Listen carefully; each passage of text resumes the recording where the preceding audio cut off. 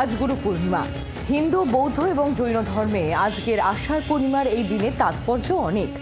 গুরু শব্দের মানে হলো যিনি অন্ধকার দূর করেন, তমসা থেকে জ্যোতির পথে যিনি মানুষকে চালিত করেন। এই বিশেষ দিনে বেলুড় মঠে হাজির হন মঠের শিষ্য ও দীক্ষিতরা।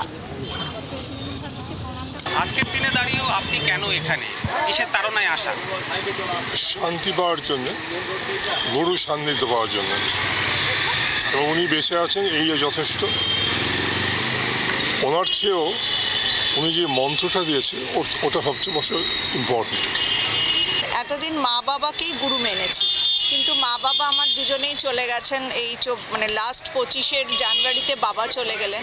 তো এখন আমার কাছে গুরু গুরুই পিতা, গুরুই মাতা, গুরুকে ধরেই আমি যা কিছু এখন অসুবিধা হয় বা যা কিছু সুবিধা সব কিছুই মনে হয় যেন ওই মহারাজ আছেন বলেই আমার জন্য সব করছেন।